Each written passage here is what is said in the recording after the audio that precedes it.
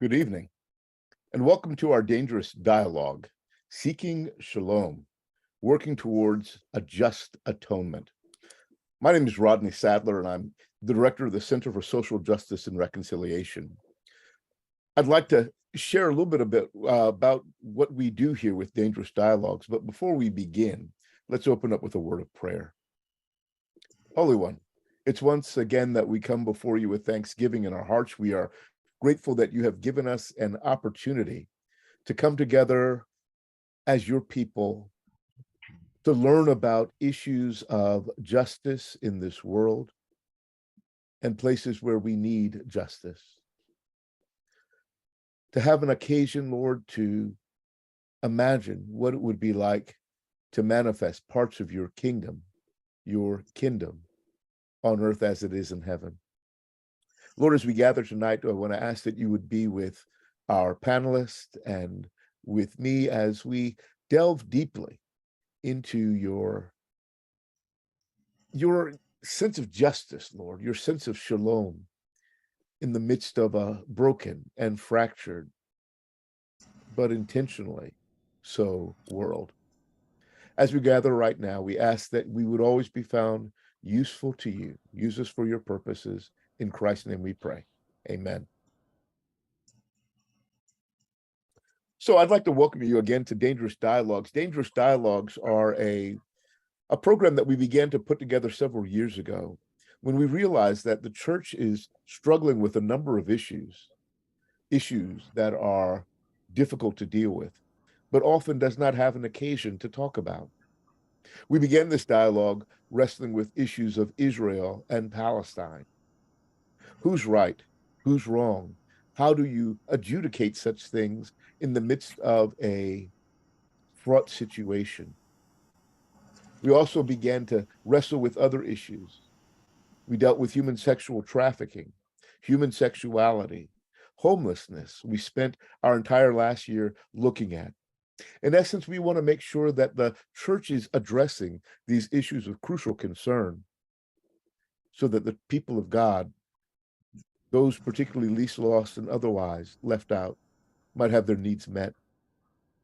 Tonight, we're going to talk a little bit about this notion of seeking shalom. What does that mean to seek shalom? We usually think about the word shalom in terms of notions of peace. But is there something deeper to this meaning? I've got two people I'm excited to bring before you tonight. One of them is a professor of theology at Union Presbyterian Seminary, Dr. Rachel Bard. The other is the director of our Leadership Institute at Union Seminary, Dr. Chris Burton. And these two people, I think, will have wonderfully different perspectives on this topic. Rachel, as a person who grew up in South Africa, who was there and wrestled theologically with what does it mean to end apartheid? What does it mean to bring about a more just society? Chris, as a African-American activist, an African-American scholar, an African-American consultant who's wrestled with issues of diversity and inclusion, and has come to some different opinions and different ideas about what makes for a just peace.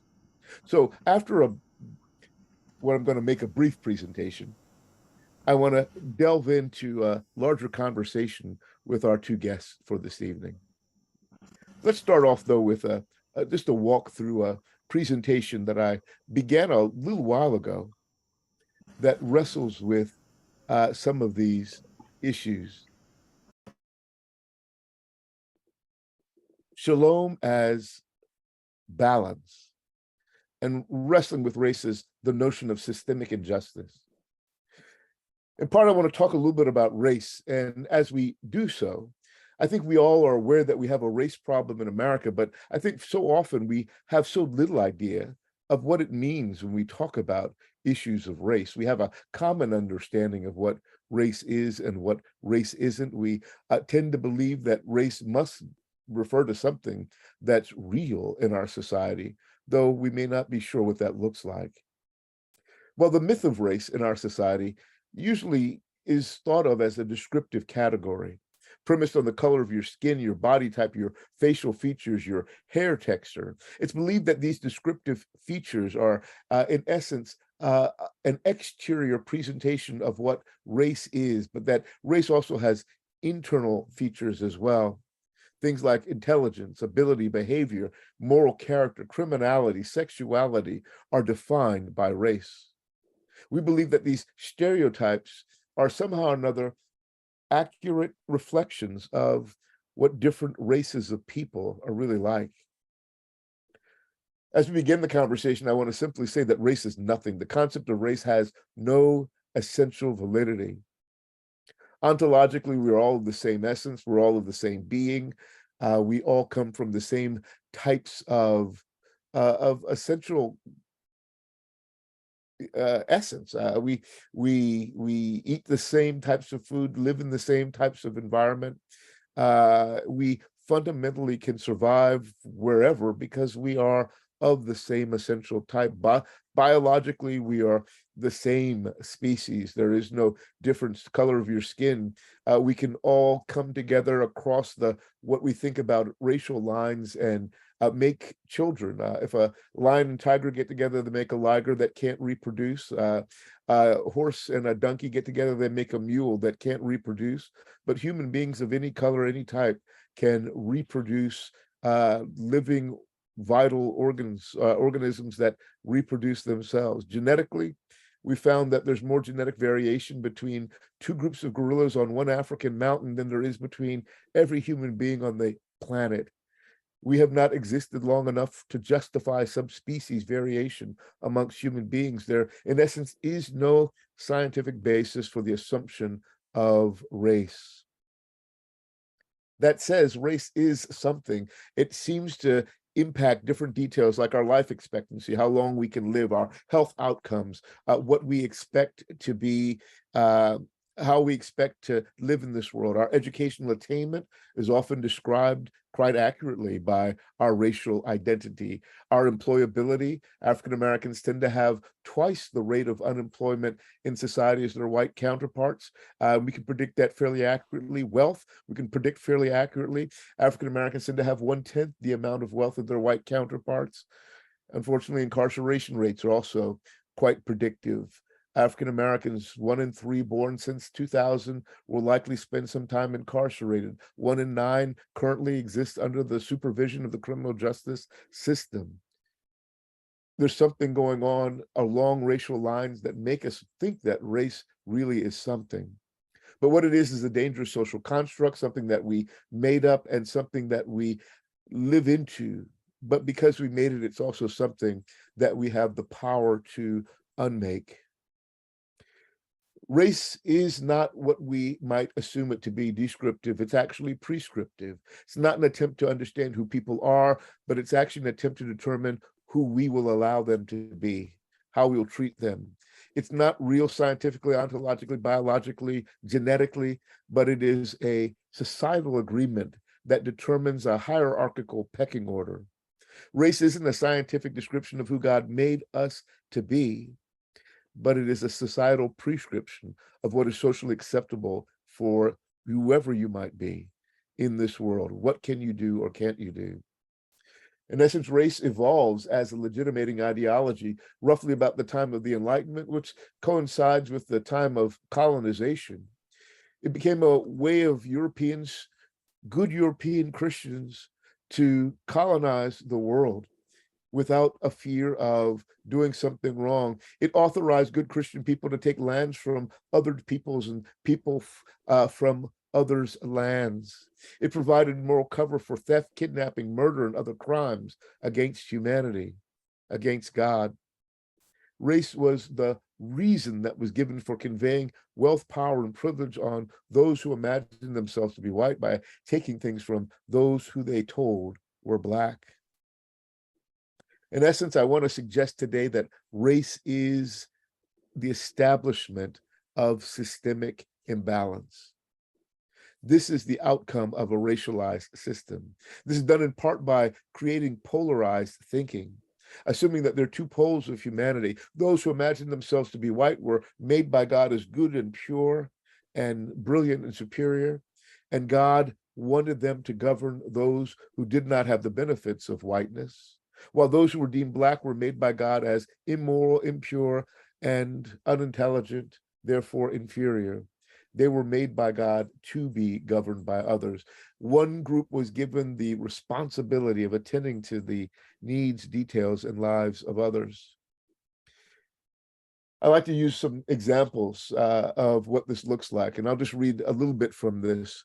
When Josiah Priest, a Northern Presbyterian Reform minister, talked about the curse of Ham in Genesis chapter 9, and what he believed this attributed Blackness to Ham and to his descendants. He said that Ham was exceedingly prone to acts of ferocity, cruelty involving murder, war, butcheries, and even cannibalism, including beastly lust and lasciviousness in its worst feature, going beyond the force of these passions as possessed in common by the other races of men.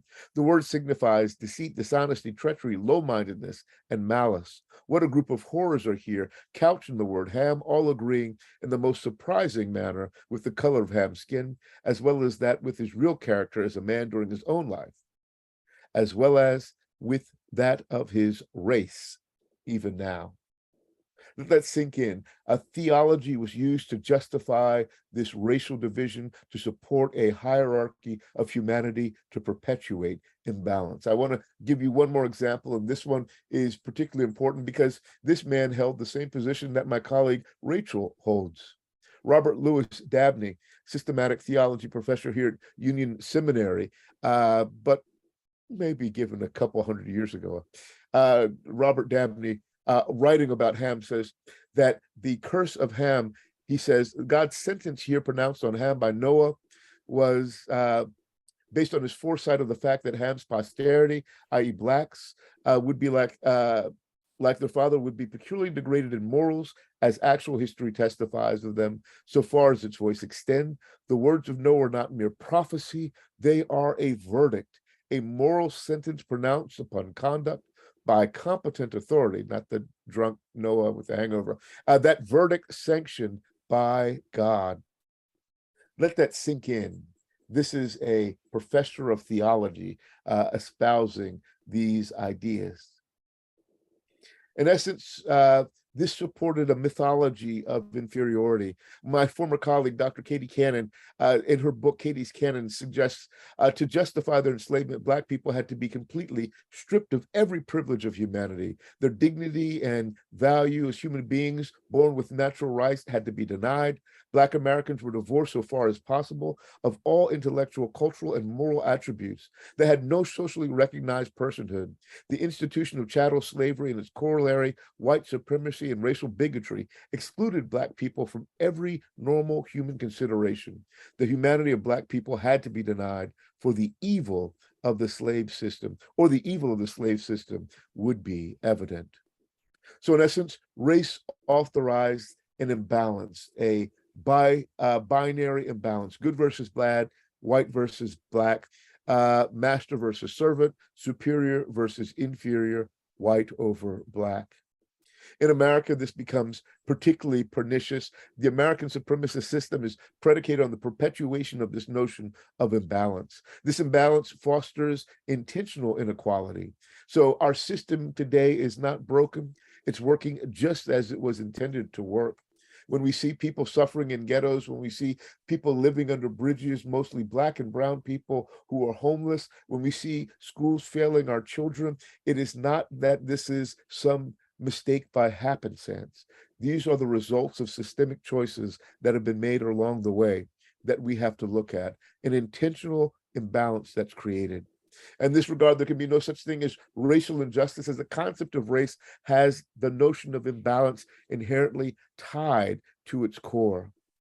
I want to give us an example of a passage that gets to a point of a theological premise about what should happen in imbalanced situations. Leviticus chapter 6, verses 4 through 5. Says, when you have sinned and realize your guilt and would restore what you took by robbery or by fraud or by the dispossession of something that was committed to you, or the loss of a thing that was found, or anything else about which you sworn falsely, you shall repay the principal amount and shall add 1/5 to it. You shall pay it to its owner when you realize your guilt. As we look at this notion, we see several terms that deal with the notion of atonement here. The term shuv, returning what had been taken. The term shalem, providing restitution for what was done that was wrong. Kafer, to cover over that sin and that wrongdoing by making it right. This is all covered in the English term at one man, a made-up term that means to make a state of being back to being at one. So shalom, as restored balance, is what we are talking about today. The Hebrew term for that's used for restitution is the term shalom. Shalom is not just peace, as in peace from war, not just non-aggression, not just silence, but shalom is about producing wholeness, providing balance when things have been disrupted in the world. I love that statement that's made that we don't often understand. We usually say, no justice, no peace in the midst of these Black Lives Matter protests. And we usually think that it means, if you don't give me justice, I ain't going to give you peace. But the fundamental point of this is, if you don't provide tzedek, right relationships, then there can be no shalom. There is never the balance restored in society. So as we deal with issues of racial imbalance in America, one of the things I want to say is, we often talk so easily about notions of privilege, white privilege, and we talk about it as though it's just some sort of happenstantial thing, but we should recognize that there is no such thing as privilege without attendant underprivilege. There can be no advantage unless someone in the system has been disadvantaged. White privilege costs someone something. That privilege often comes at the expense of Black and brown people who've been forced to live in a system at disadvantage to make it happen. I usually tell the story about my daughter. When I used to take her to school in high school, there were two lanes, one that went in and one that went out. And we'd have to get in this long line to go into school. Inevitably, people would get tired and they would try to drive into the oncoming traffic lane when no cars were coming out. But inevitably a car would come out and stop them. And when it did, they'd have to pull in the line in front. As they pulled forward and got advantage, it disadvantaged everybody else that was in line. And this is the way that privilege and advantage work in our society as well. If we're to have a just society, we have to find a way to move beyond notions of privileging some at the expense of others. In essence, yes, the American policies of imbalance have cost people, BIPOC people, dearly. We often think about America as a great nation and think about its ability to thrive and to prosper. And we say that it's premised upon the fact that we have great ideas, that we have a nation that was premised on an idea, not just on a peoplehood, and that because of this we are great, that we developed and have great minds. Because of this we are great. But we don't realize that in part the greatness of America came from the fact that we had free land stolen from indigenous American Indians, labor stolen from African Americans through slavery, convict leasing, Jim Crow, segregationist policies, a people from China forced to make the railroads that we depended upon for our commerce. So many peoples were abused to provide privilege to others. American advantage did cost someone something. It has not been free.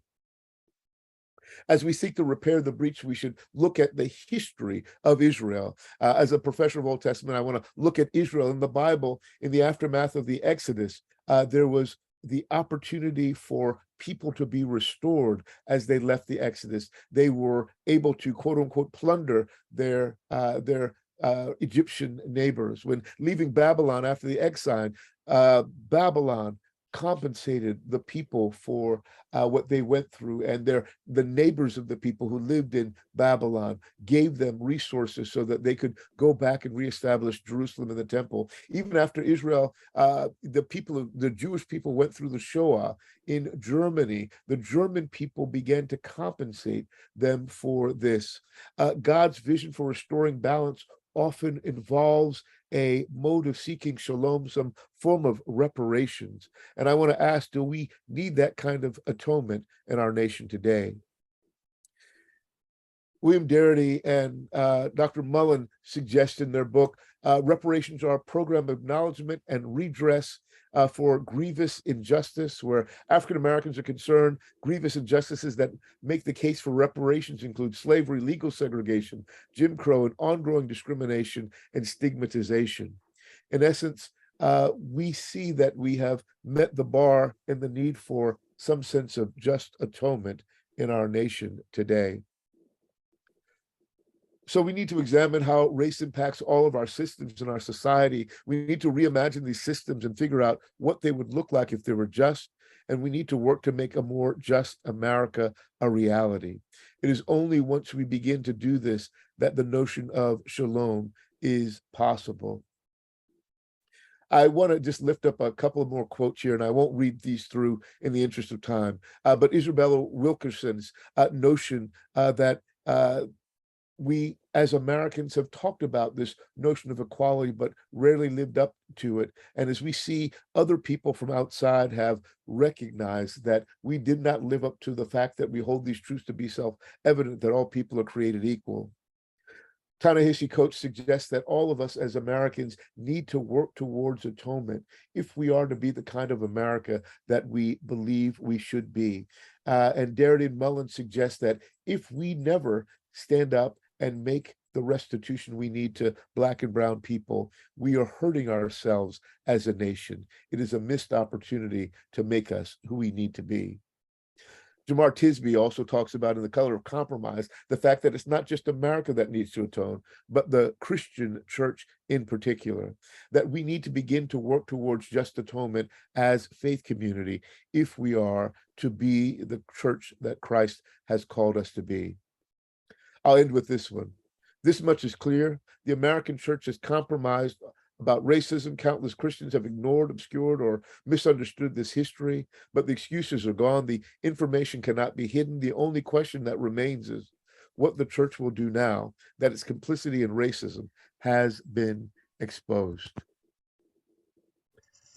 That's a lot in a brief period of time, but I wanted to establish the background of why it is I think that we need to move towards a seeking of shalom, a restoration of balance as a nation and as a church, if we are to deal with the gross injustices of racialization in America today.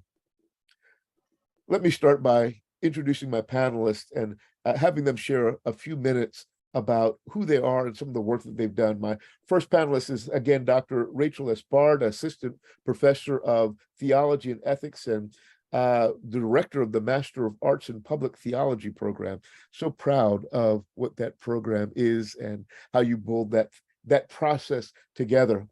Please tell me a little bit about your experiences living in a society that was struggling with the aftermath of apartheid. What was your assessment of their success in restoring balance as a nation riddled with intentional racialized injustice?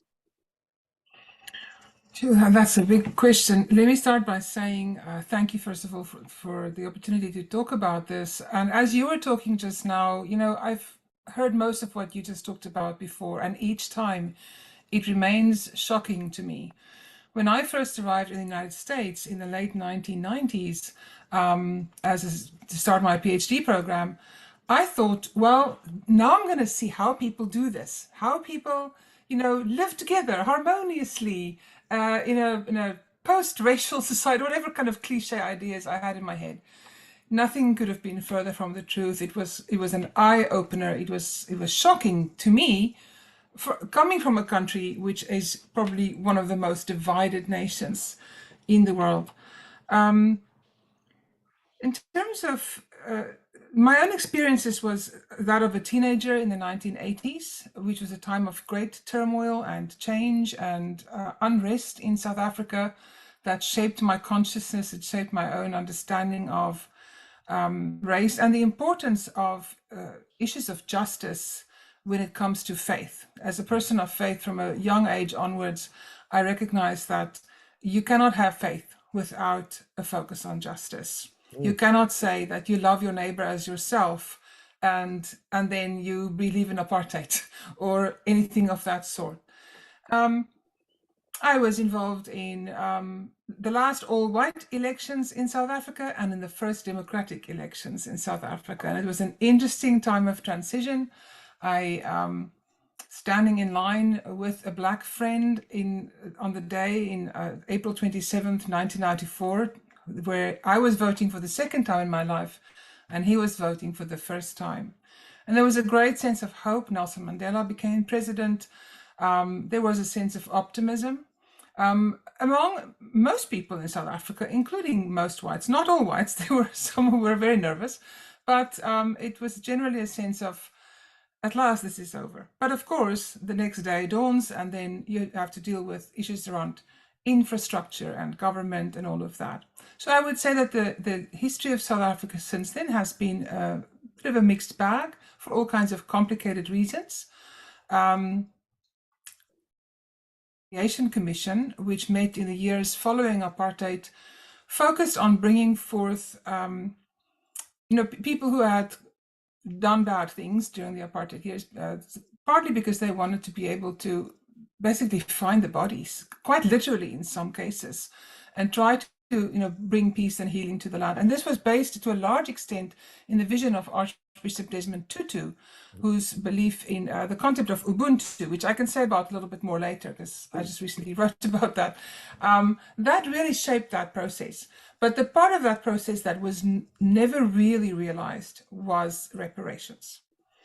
And I would not say that's the sum total of some of the problems that followed, but you cannot have the exploitation of people for a very long time and then just say, well, now we're going to sit back and relax and hang out.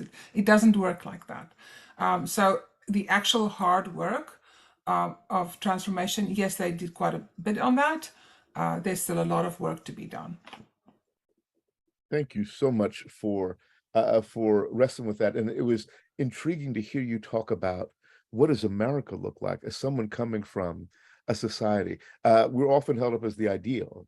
We are lifted up as this exceptional notion that, oh, well, we've got it right, and come here and see how we do it. You managed to shock a white South African who has seen quite a bit. That line will linger with me for some time. So if I were to think about this year, what would it look like? What would it look like if we were able to truly get, you can start off with the context of South Africa. What would it look like? What type of injustices do you see that persist in the aftermath, even of the Truth and Reconciliation process? Is it economic primarily? Is it power imbalances? What are the major imbalances that we see that we need to address? That is a very hefty question. Economics, definitely. I mean, as you rightly noted, the concept of race itself and racism in general is grounded in economics, right? It was created in the interest of enriching some at the expense of others.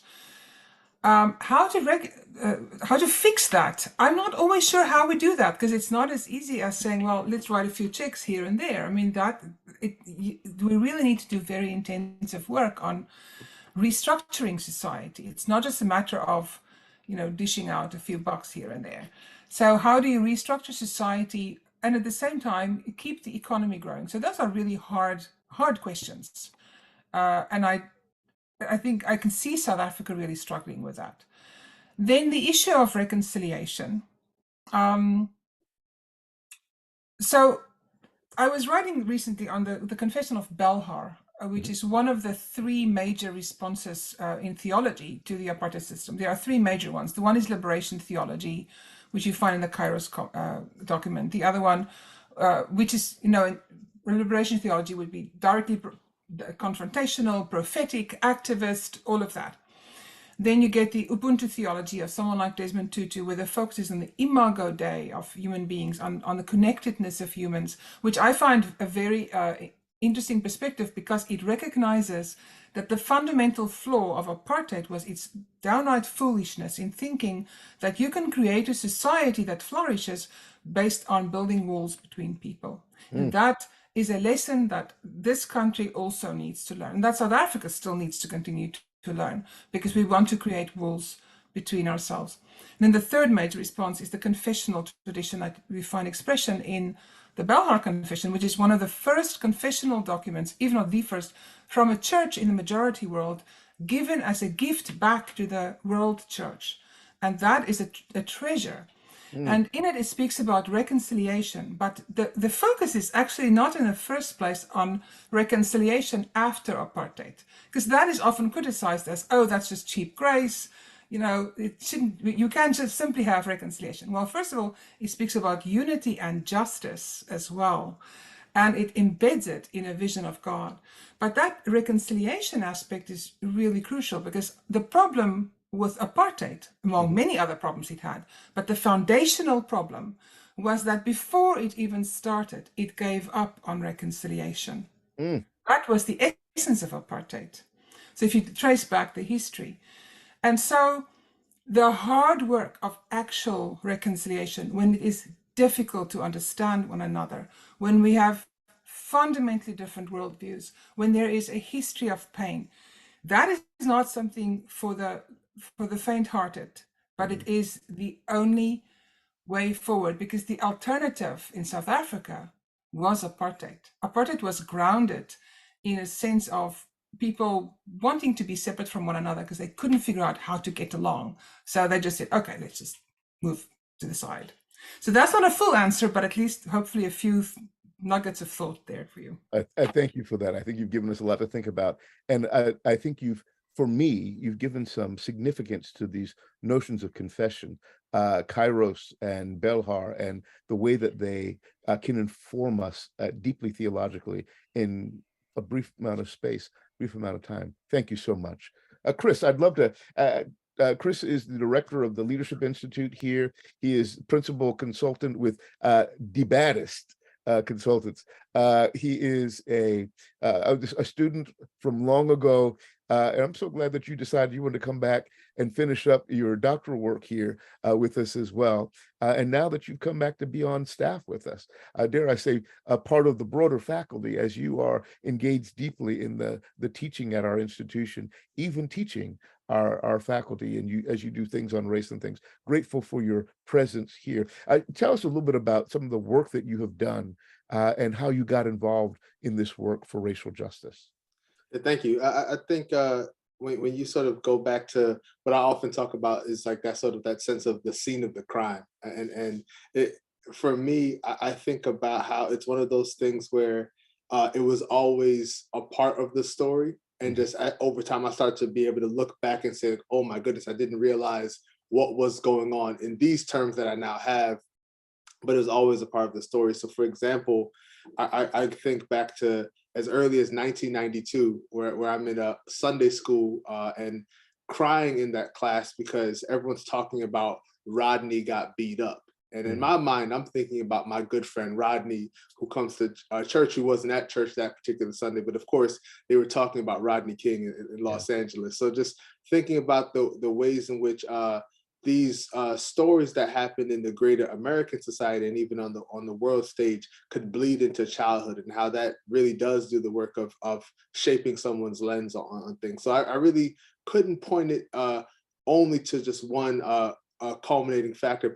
Definitely, if I had to, I would say that a lot of that journey really coalesced when I became a servant leader intern with the Children's Defense Fund's Freedom School program the summer after my freshman year of college, and really thought about the way in which, you know, the sort of activism work I'd been doing in high school and even starting to get a sense of being involved in those college days was really had to be lived out through an understanding of education. And I've even for me now, as I've married this sense of activism to my own theological journey, really understanding the great commission that Jesus has or commands his disciples, really being the sense to go out and go teach. Like, what does that mean to go be an educator? What does that mean to not just live it out, but to make sure that you're preparing people so that they can carry it on as well?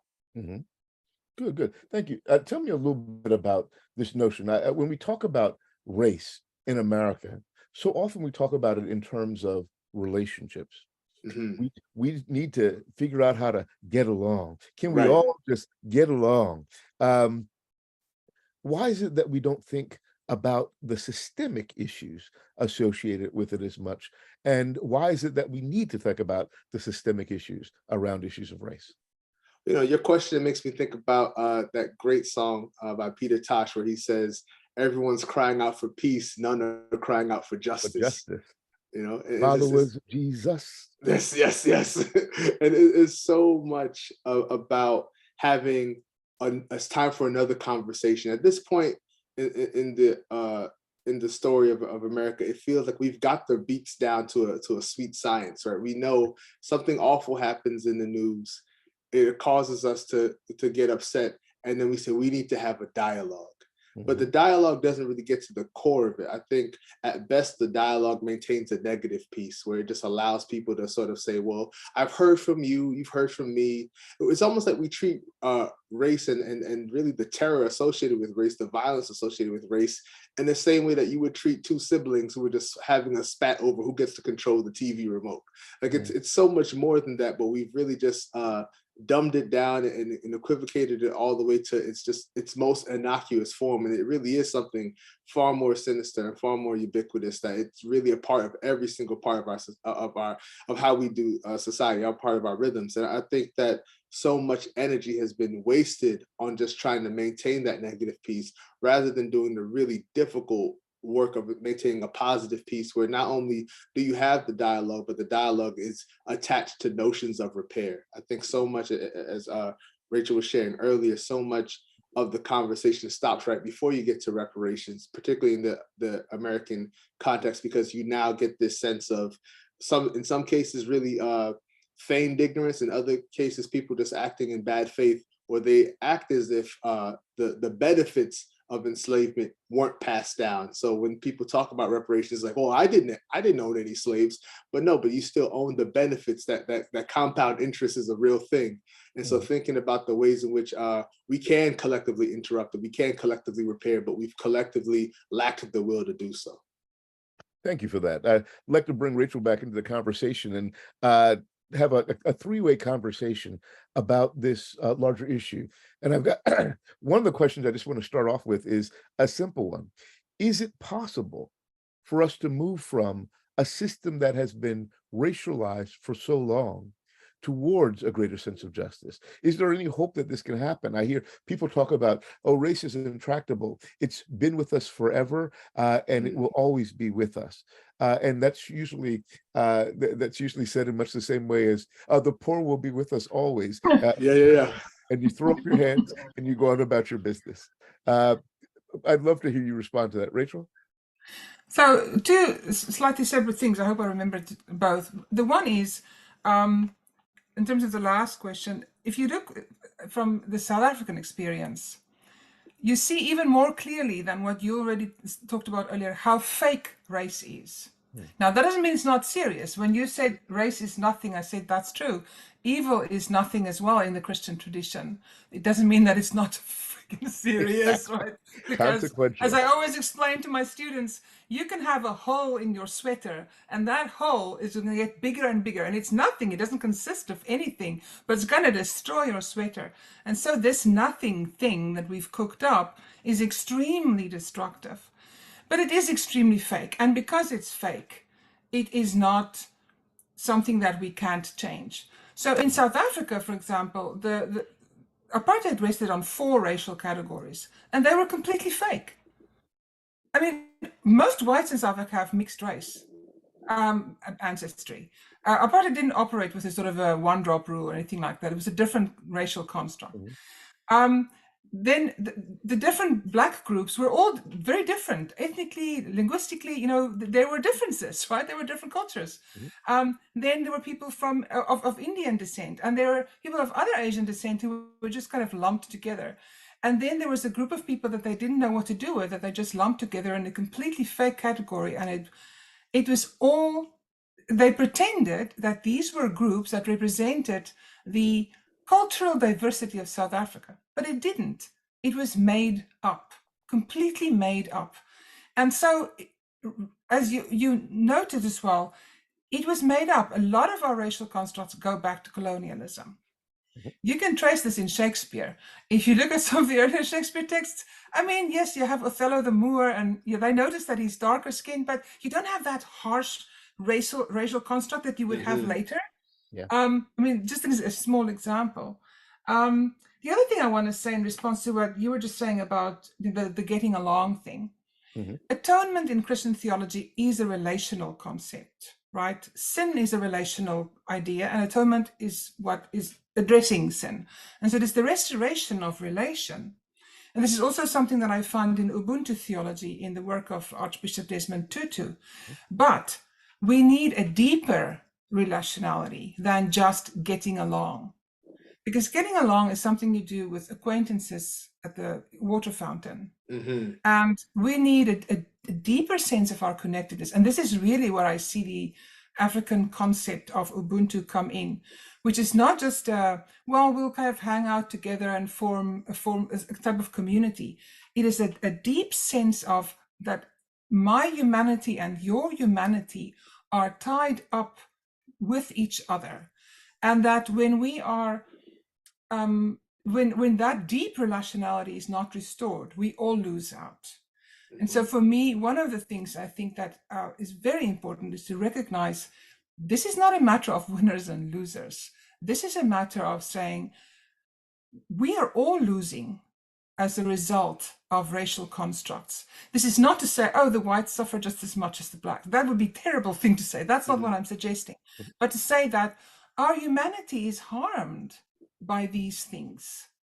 And if we want to live fully as human beings, then we need to go for a deeper relationality, a deeper atonement, a deeper sense of reconciliation, which cannot escape questions of justice and reparations and all of those structural issues. Amen. Chris? I want to bring you in on this question, but I also want to tease you a little bit too. Rachel's concerned there about the fact that moving beyond a racialized society can benefit us all. Is that true? Would this be a benefit to all Americans, not just Black Americans? How do white people benefit from moving beyond these categorizations? Oh no, we absolutely know that oppression oppresses oppressor and oppressed alike, right? So this is not something. It would be one thing, right? And Baldwin articulates this in my estimation best, right? It'd be one thing if we saw white supremacy provide a great deal of peace and comfort to white people, right? Like that would be one thing if that's what the results were. But we've seen in this experiment of white supremacy, in this experiment of apartheid, that people don't have peace, that people still have anxiety, they still have a holding on to this myth of scarcity, the sense that someone, some sort of boogeyman, if you will, is coming to take the things that they have. And so there absolutely would be a great benefit. I was just having this conversation earlier with a dear friend of mine in the sense of when you make these policies, and we've seen this in American history, when you make policies that are aimed toward helping out Black people in the United States, it benefits everyone, right? So, so something as simple as we think often of affirmative action as something that's for Black people, right? When the people who benefited most from affirmative action were white females, white women, right? We think about something like welfare as stereotyped as something that benefit Black people, like the whole notorious notion of the welfare queen, thinking of a Black woman in the inner city. Well, we know statistically the people who most receive welfare are white people in the United States. So just thinking about the ways in which all of these policies that people think of as like, oh, that's going to solve like the Black problem, right? Pulling on that old Du Boisian question of what does it feel like to be the problem. When we understand that it always helps everyone else, right? And it has to be something that helps everyone else. But I also want to jump on your initial question, because I think, and this is a very much a faith-filled response, but I'm convinced that wickedness has an expiration date. And so even though people talk about something like racism and white supremacy, apartheid as these things that are like, forever and ever, it's like gravity, almost like a natural law. We know these things started, right? Like we can look historically and say, this is when it started. These are the forces that brought them to start. So that tells me that if it started, it can also end. And I think that we have the responsibilities to remain hopeful. I think pessimism and things of this nature is just far too convenient and frankly even lazy to just say, like, well, there's nothing we can do about it. We have to be the ones that are dramatic enough, that are daring enough to say this does have an expiration date. I think I heard an ancestor say, trouble don't last always. That's right. Timothy Wright, trouble don't last always, for Trouble sure. don't last always. So, and you brought in the notion of faith. So I want to hit you, stick with you, Chris, for a second here and say, when we think about the racialization of America, we often think about the church as the latent solution. The church should have, the church is the place where we can begin to fix it. The church is the place that we can rectify the situation if our theology was right. To what extent was the church complicit in creating this and complacent in allowing it to exist?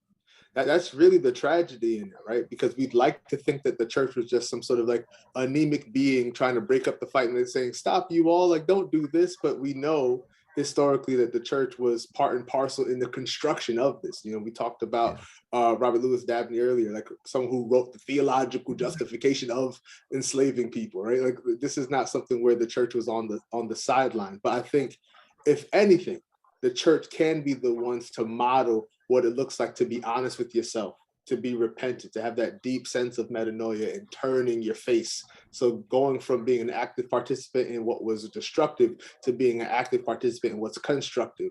Now, I think the trouble we're going to find ourselves in this time in space is that no longer do you have the church as the sort of like third space where people want to make sure they're coming and holding their meetings, wanting to socialize, wanting to brainstorm together. We're sort of having like a bad public relations. Maybe the chickens have come home to roost in that sort of way. But I do think that we have an opportunity to really have that sense of like modeling humility and saying, we don't even have to lead the way. We just want to do. It's not even about getting the credit. It's about just participating. I think that sense of leading through humility can start to turn things around. Thank you. Can I jump in on that very quickly? Please. Because so Augustine, our wonderful African ancestor, said about the church that the church is, and he used a expletive word for a woman of somewhat loose morals, but she is also our mother. And so that, she's not that good, but she's also our mother. Yeah. And so that dichotomy that you have in the church. And one of the things I was thinking about earlier as I was going through some of my thoughts on this, when I look again to the South African experience, one of the roots of the problem with apartheid theology, which was the theological justification of apartheid ideology, and then the system of apartheid, was that it rested on a weak ecclesiology. Its understanding of the church was weak. And one of the things that all of these different, especially Ubuntu theology and Belhar confession would say in response is, we need the church to stand up and to tap into its own resources. And so Belhar, for example, would go back to the foundational belief, the confession of the Christian church that Jesus is Lord. And someone like Alan Bussack, one of the famous anti-apartheid theologians, he would speak about the lordship of Christ against the lordless powers of this world. It's an alternative vision that breaks through the kind of the prisons that we put around ourselves.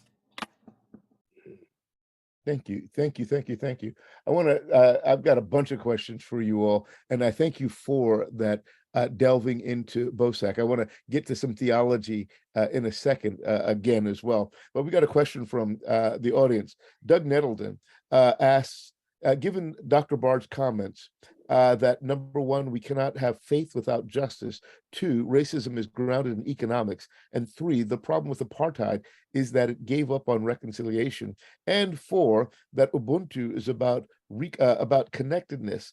Please comment on the American public education since Brown versus the Board of Education in 1954 and the failed efforts to build Shalom in education because of white flight from public education, public health, in favor of privileged communities of economic separation. That was a long question, Doug. I'm sorry, but talk a little bit about that. Chris, do you want to start with that? I know it's based on Rachel's question, but because she's not indigenous here, let you start with it and let her pick up after that. Certainly. So I just think about the ways in which we just have to operate in honesty. I think there's so much of a desire to wrap ourselves in the mythology of how we got here. And I think that there's so much that can be fixed or at least approached through the sense of being honest with ourselves about the history. Like we're seeing it now play out in real time, that folks who know and have seen what has happened when our children, the Gen Zers, the Generation Alphas, are starting to ask great questions about why are things the way they are. And they're really inquisitive and wanting to read historic texts. They want to read literacy. They really want to have this deeper understanding of our roots. And if we can really push through this pervasive sense of the mythology is the truth, this pervasive sense of just trying to gaslight an entire society, I do think that we will have a lot of opportunity to have progress, but it's really going to take people being honest with themselves and people not allowing people who are just like loud and wrong to just scream over them. I think it's really going to take that sense of advocating for the truth in the public square. Amen. Thank you for that. Rachel? The education system is probably the aspect of American society that most resembles apartheid South Africa. When I was growing up in a small mountain village, as in many small rural towns, there was a primary school, which is the first 7 years of schooling, for white kids and one for children of color, because the schools were segregated still at that time. But there was no high school for children of color, and they were not allowed to attend the white high school, which is the last 5 years of schooling in South Africa. I think more than anything else, that was what turned me against apartheid. Because as Professor Dirkie Smit, who is one of the people most involved with the Ballard Confession as well, as he once remarked, that the gravest injustice of apartheid was not the stuff that went before the Truth and Reconciliation Commission. Yes, those were obviously very serious injustices, actual killings of people and so on. But the broadest, most long-term injustices that as a society was created by this was that people who should have been doctors and engineers, and not that those jobs are always the best, but jobs that are necessary and that some people might be more inclined to want to do, that they are people who are just doing other kind of jobs that don't require qualification because they were never able to get the schooling needed to actually fulfill their potential and so on. And so that is what I see here. For me, the way in which schools are funded in the United States is the root of a lot of evil. The problem here, and this relates to the problem of economics and race, right? House prices are linked to this now. If you change it overnight, the economy collapses.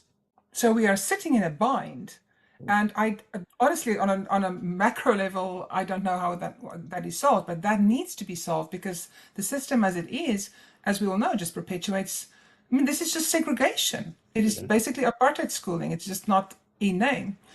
So, and it's not just a matter of white flight, because you, in a certain sense, can't always blame parents if they want to put their children in good schools. The problem is that this is a systemic thing, right? The underneath the legal system that is creating this, the way that schools are allocated and what schools kids can attend, etc. Thank you. Question from Reverend Janet Garner Mullins is if we can't have faith without a focus on justice, then the church will need a heart transplant, she says. How do we get the church to embrace both, not only preaching and teaching faith, but faith with action that relates to justice? I'll turn that over to you, Rachel. Oh, to me. Okay. I think we need to understand that justice is what love for neighbor looks like. And so justice is not something separate from the Christian faith.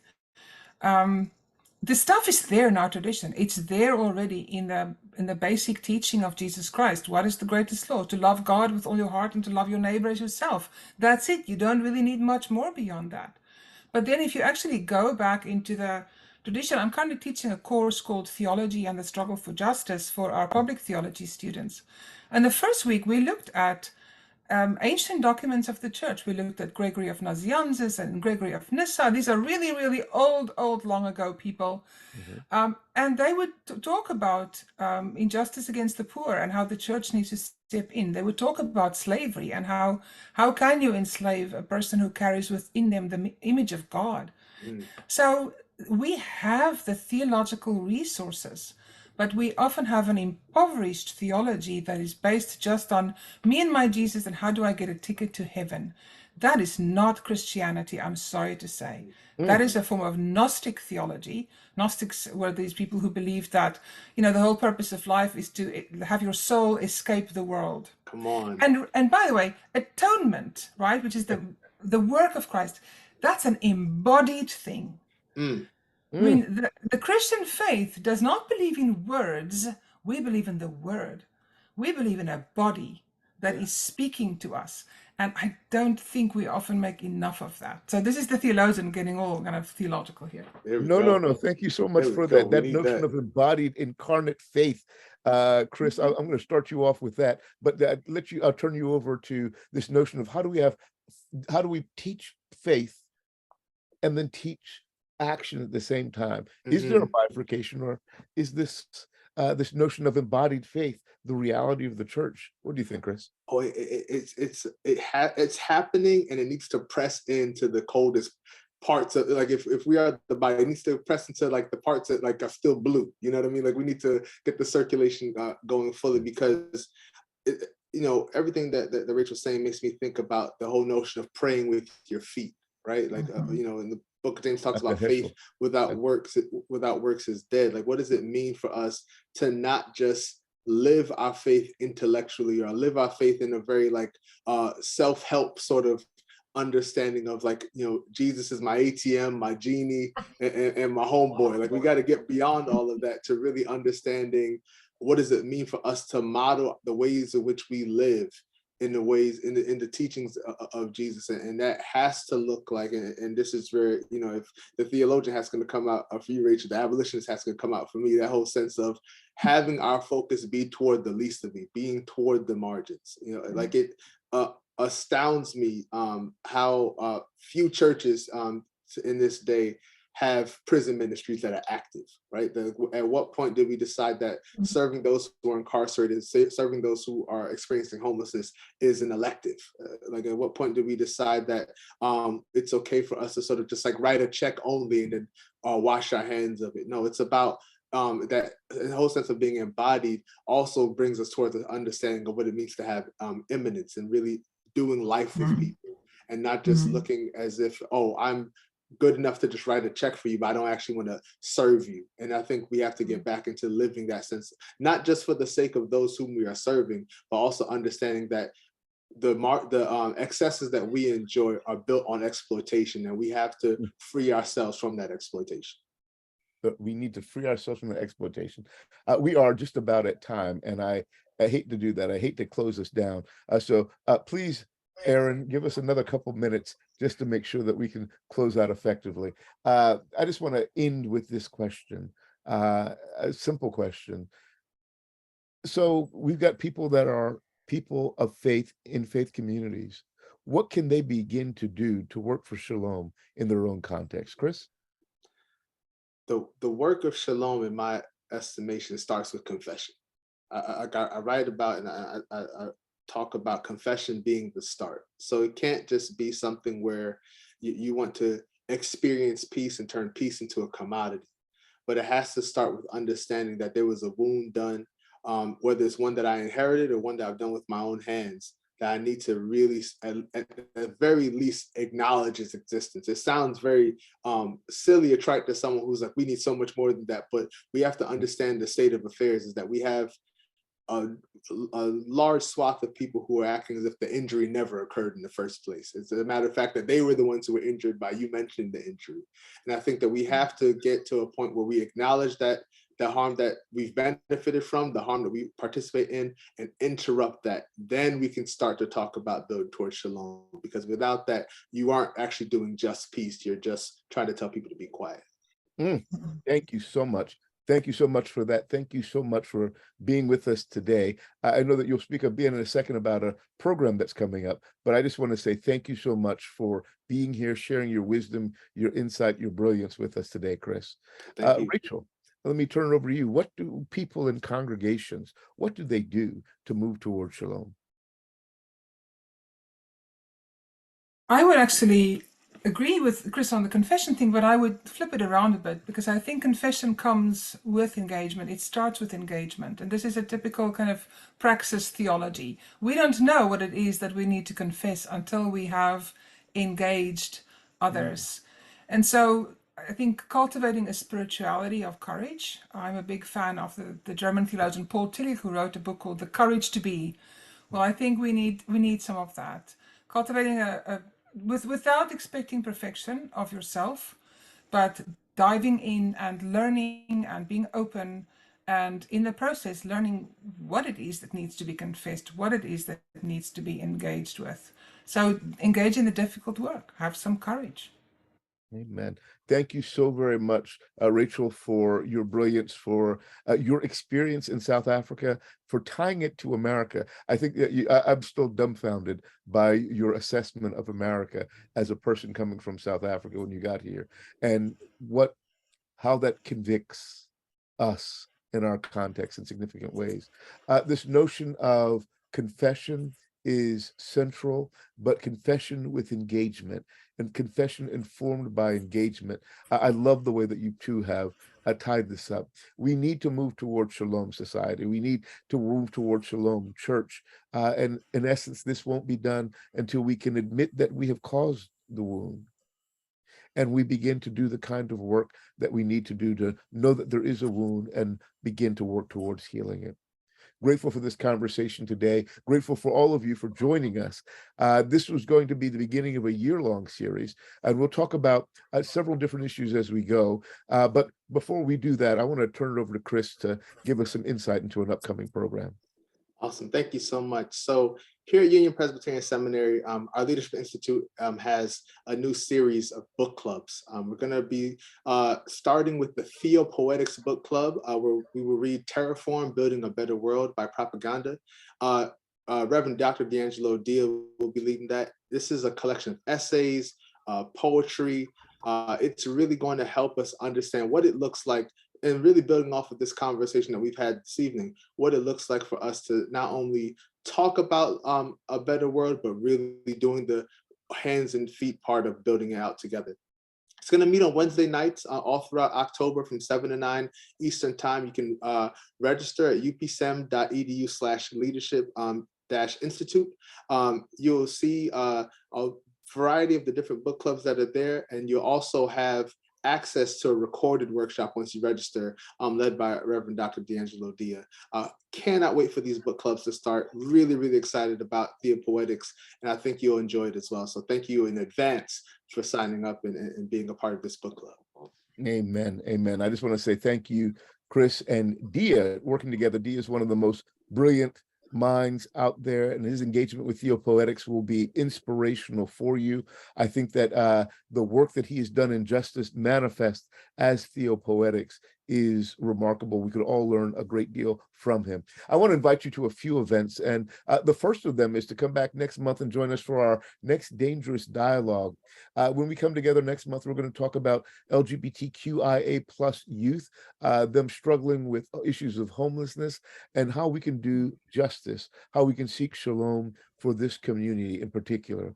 But we would be remiss if we did not let you know about a major event that's coming up this next month. Our new president, Jack Lapsley, before she was president of Union Presbyterian Seminary, was the dean of Princeton Theological Seminary in New Jersey. And while she was there at Princeton, she helped lead a process, a slavery audit there that began to help people understand that there was an institutional obligation to do something about the racial injustice that she saw.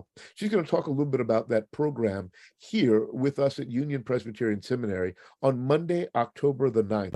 That will be at 7 p.m. It will be live at Sharon Presbyterian Church here in Charlotte, North Carolina. And I would invite anybody that's in the area to join us on that night in person. If you are from a distance, we will also broadcast that, so you'll have access to that as well.